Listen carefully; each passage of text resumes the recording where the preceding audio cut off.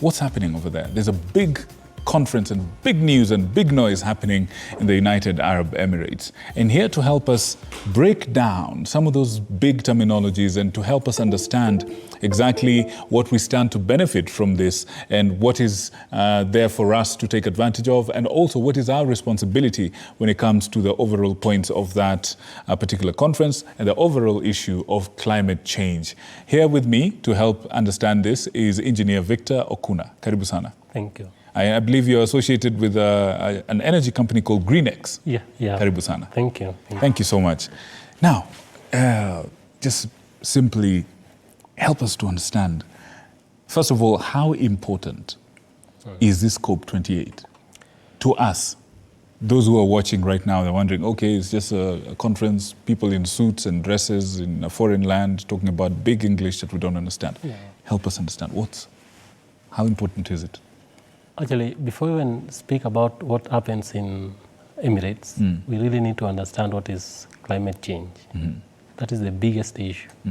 So the moment you and me understand what it really means by climate change, then the discussion of someone else somewhere can easily be understood. Begins to make sense. Yes. Okay. But the moment I don't understand what's the climate change, even if we have several conferences by who and who, then the local person, a mother down there or a border somewhere doing a business will not really understand what it is. So do you mean to say, just on that, let me ask you this. In your experience, do you think the common mwananchi out there actually understands about climate change?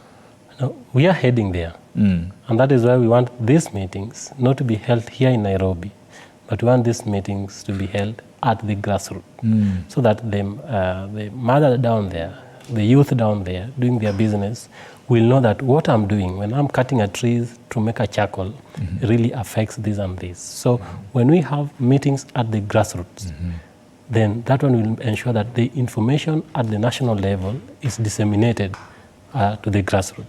So we only want that. We have had several conferences. Actually, this is the 28th conference. Right. We had conference 1 to 27, all the way up to 28. So it has reached a point. Before, people were going to conferences just for allowances, just for per diems and for it. But for the last 4 or 5 years, we've seen the real effects of the climate change. When people are dying, when we have floods, when we have our water drying up in our dams, then we come to understand that this climate change is really affecting you and me.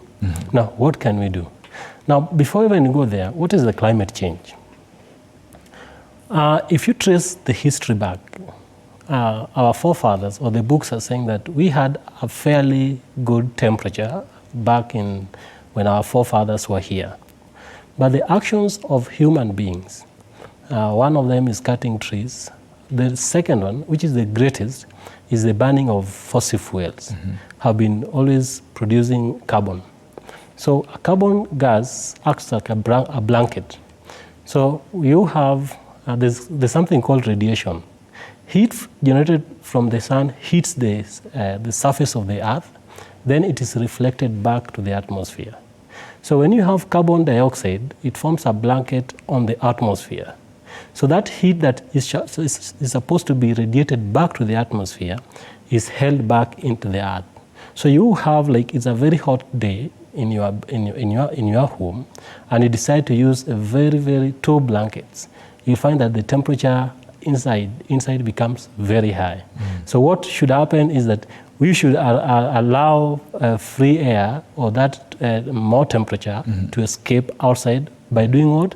By removing a blanket. Right. So for us, for Kenyans and for the globe, to stabilize the temperature rise, we have to remove the blanket. And to remove this blanket that is preventing escape of radiated heat, is we have to limit the carbon.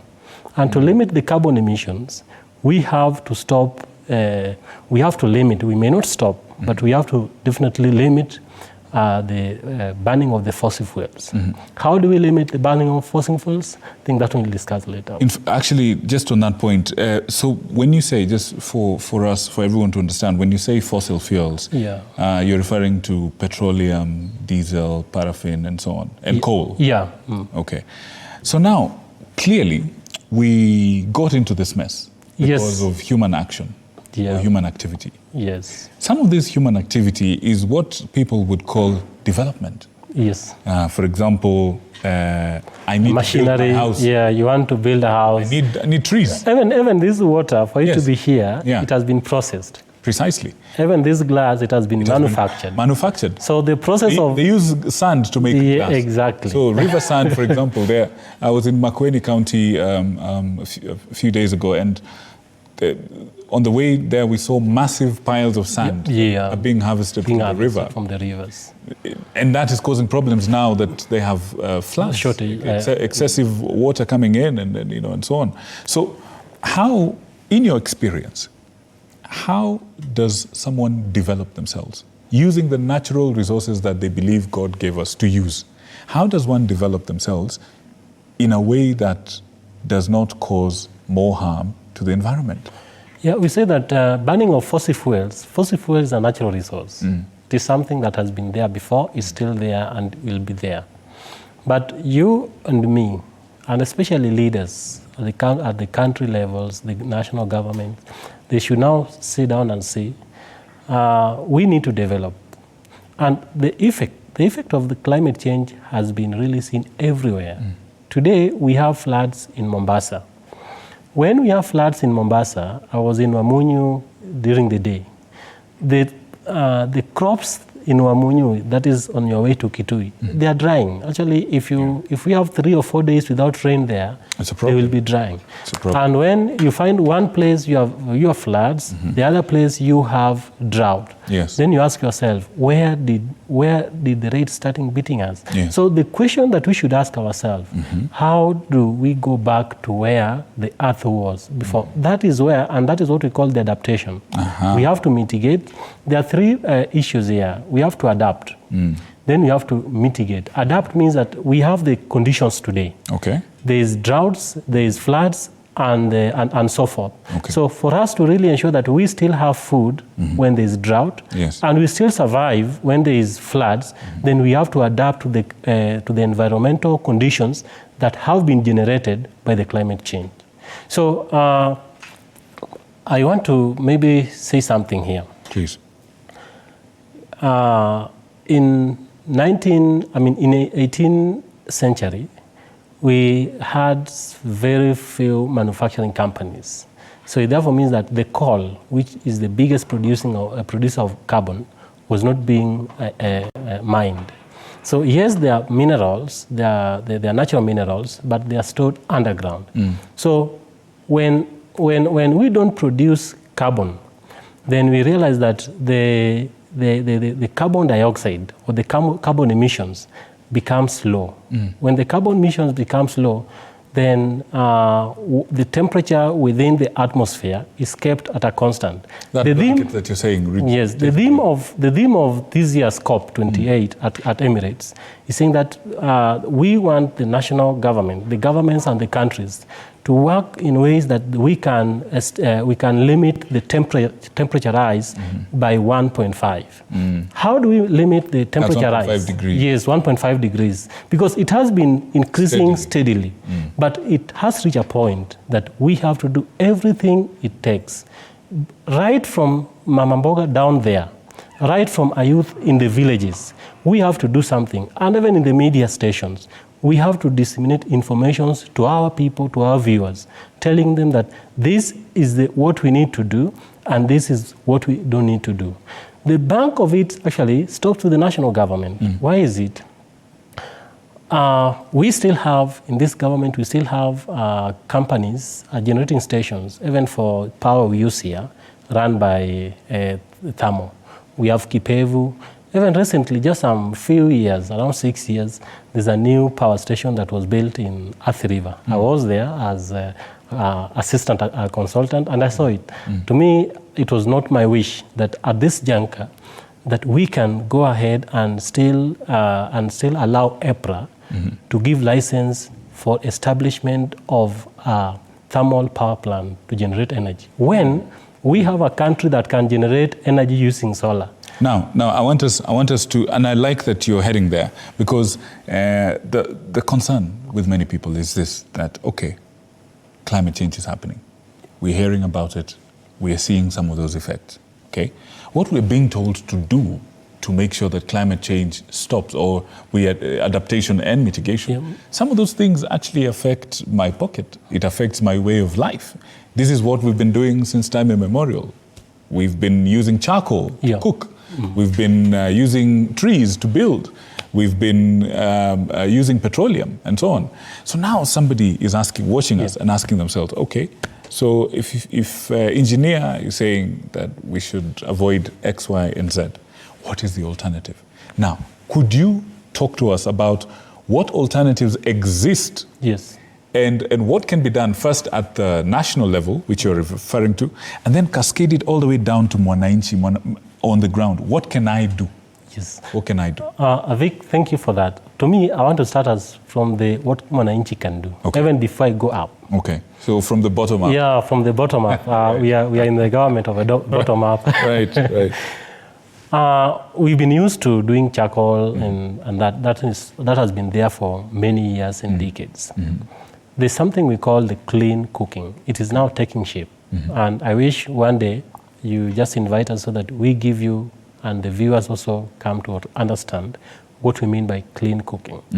Yeah, clean cooking, some will still use gas. I mean, we'll still use charcoal. But it is how much charcoal are you going to use to make ugali? How much charcoal are you going to use to make githeri? Because everywhere in our homes, we eat githeri, we eat meat, we eat fish, and so forth. They'll take 1, 2, or 3 hours to cook.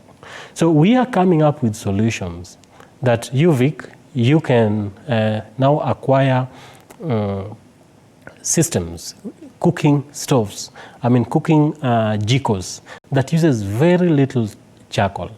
So the moment, yes, very efficient. The moment you use little charcoal, and then we have the campaign that you need to plant trees. And I also want to maybe give you a question that as you be here, you need to ask yourself, and also need to ask your viewers, every month or or at a given interval, how many trees have you planted? In fact, on that note, people, let us know. How many trees have you planted per week or per month? No, even a month. Every month? Even a year. Even a year? Yeah, even a year. How many trees have you planted? How many trees? Because let me tell you, we need to leave this earth a better world than how we found it. If we just do our human activities to destroy it, the people who will suffer are our children and our grandchildren. So me and you should ask ourselves, the best thing we can do is to plant trees. That is for the local or common Mwananchi. Now, let's come back to the national government. Okay. National government has the resources. Today, we were told that there's the level of water in Seven Forks is too down. And if you look at the energy mix today, geothermal accounts for around 41, then hydros accounts for 30, then we still have some thermal, then we have just 1% of solar. If that energy mix is made in a way that the solar percentage is raised from 1% to 30% to cover for that hydros, it therefore means that you will have a balance that during the day, the economy is run on geothermal, is run on wind from Electrocana, and then is run on solar. Then we limit the usage of water. Water is a stored energy. So it doesn't mean that when it is stored, when you don't run the turbines, it will be stored there. So for us not to really ensure that we have a stable grid, we don't have to use the water, like I was there in July, that we have to drain that water until it gets down to almost 1 or 2 meters. That is not the case. Let us ensure that the government can have policies that we have the economy run on geothermal, which is the base loads now. Then we have higher intake of solar. Then we combine it with wind. So when we do that Those during are the all day, clean those are and all renewable. clean. So that when the hydros can only come during the evening when the solar is down, and now you have full power for the hydros, wind, and geothermal. With that one, you'll realize that we are going to save quite millions and millions of cubic of water, and we have clearly a better grid stability. Okay. But before we look at that, how do we make our vias to go solar? That should be the question. Is that so? So that should be. So the you're question. advocating for solar energy, yes, as one of the ways to increase. I mean, to reduce the dependency on hydroelectric dams, but also to help the planet be. Yes, we can only reduce or even stop thermal plants generators when we have higher intake of solar. But people are complaining that solar systems, the panel systems and the storage systems, the batteries and all of that are expensive. And so that is... How do we, somebody is saying, what, I want to do this, I want to comply, I want to save the planet, I want to protect the future generations. But this thing is expensive. And that is where actually I wanted to come. Is cheap. I wanted to come there. Yes. The solar systems are still expensive. We have no doubt they're still expensive. Today, we have the climate finance, what you are talking about, the climate finance. To me, all the African heads of states are really fighting for the climate finance. Why? Why? They want this money to come to their national governments, and then 80 or 90% finds their way to their pockets. Only 10 or 5% will get into the locals. That is it. We know how African governments have been run. So they have really left out the adaptation, which is the key theme of even COP28. They have gone to Emirates to look for money. Financing. To look for financing. So you think that just a minute. Then you ask themselves. I asked someone, Mukumen, yes, what is your plan when you are given money? Yes. You first of all need a plan. Like this nation, we have a problem with the grid because the generation is almost equal to demand. So the moment you have a generating capacity equals to your demand, that's the stability becomes too low. When you have a small fault, the whole system will trip. Suffer. Yes. Yeah. So you ask themselves, you're here. What is the plan? What is this country's plan in energy generation so that maybe in 2030, we are told that we have 4 gigawatts installed generation capacity vis-a-vis maybe 3 or 2.8 power demand. So actually, can I just intercept here? There's a question here. Yes. Ask the engineer what he thinks of nuclear energy.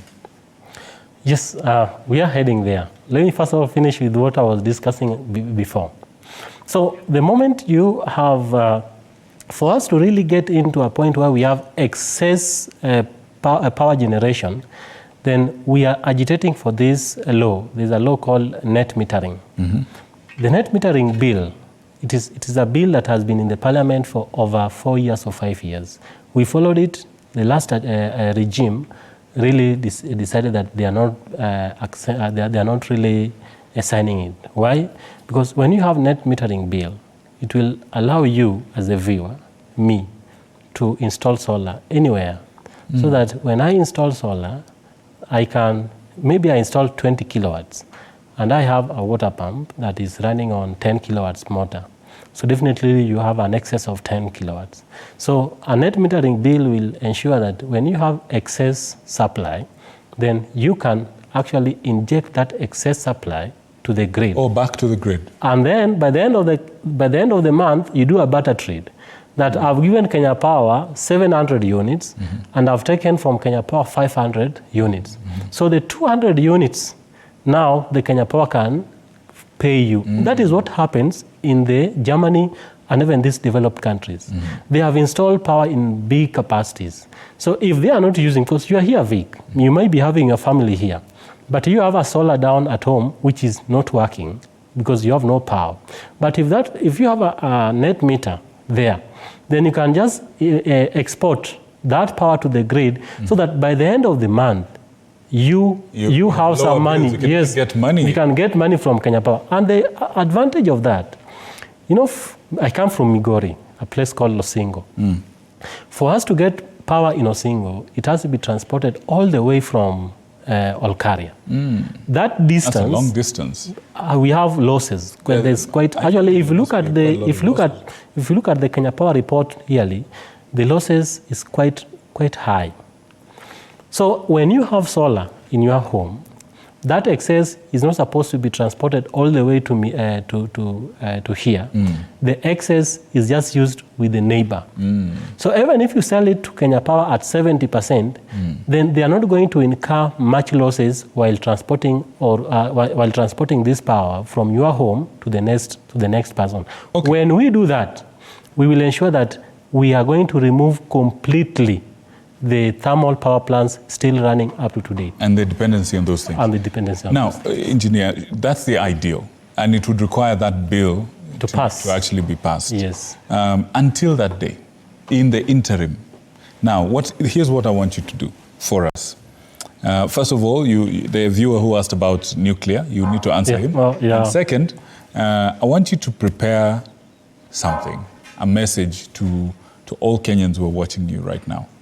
I want you to tell them, talk to them about more. You said a little bit about that, which is good. Yeah. I want you to tell them more about what they can do, what we can do. More about that. What can we do to make this process better? Yeah. But also, help us understand how to task our leaders. What pressure do we need to apply? What things do we need to be calling out for to be able to move us forward? So those two things. What can people do at individual level? I like that you've covered what the state and large organizations can do. Yeah. What can individuals do? And what do we need to be saying to our leaders? But in the meantime, the nuclear question, real quick, please. For the nuclear question, I'm still not in for nuclear power in this country because we still don't have that much demand. We need power, nuclear power, if we have a very big difference between our demand and our generation. Our country is not even doing manufacturing. So having a nuclear power, and you know how lazy Kenyans are, the safety of nuclear reactors requires very serious mitigations. If not, then an explosion of a reactor can be deadly. Oh, we can have another Chernobyl. Yeah, you can have another Chernobyl. And you just know how Kenyans are. If we just agreed... That's a nightmare. Yeah, if we just agreed we can have a whole blackout, then just imagine what happens to a Chernobyl, kind of a disaster in the country. So where an entire town... Yes, is totally irradiated and nothing remains there. How many thousand years? Is it 1,000 years? Something. You cannot occupy that place. You can't occupy that place. Yeah. So for the moment, viewers, I know we have nuclear department, but let us first of all, we have solar that can run this economy. We have geothermal. Then we can have some savings on our water, so that we have hydros, we have wind, we have the solar. But let us leave out. That's a really good. You really helped us to understand how we can stabilize the grid and reduce the dependency on hydroelectric dams. Yeah, exactly. Now, this is your camera. Yes. Okay. Yeah. This is now that moment. Yes. I want you to speak to people. For the next few minutes, just before we wind up. And before you start, I just want to say this is a big conversation. Yeah. In fact, I know there are things in this conversation we've not covered yet. Yes. But fear not, you are now the friend of the station. We'll invite you and we can go back and explore and even those demonstrations for the clean cooking, and then the clean GCOs or more efficient GCOs. We'll talk about that. But this is your camera. I wish for you to talk to Kenyans. Tell us, what can we do? Tell us more about what we can do and tell us what we need to be applying pressure about to our leaders. Thanks, Vic. I take this opportunity to request viewers that it is time to save our environment. And saving environment, we don't need to wait for the president, we don't need to wait for the ministries, but saving our environment for our future start with you and start with me today. The first is to ensure that we plant trees. That is the first attempt to saving our environment. So I call upon Kenyans that we don't really need just one day to plant trees, but planting trees should be a habit of every individual. The moment you are born, you should just know that the aim of you being in this world is to ensure that you safeguard it and leave it a better place for our grandchildren. We have a problem with the temperature in this country and even in the globe. Let us minimize the production of carbon emissions.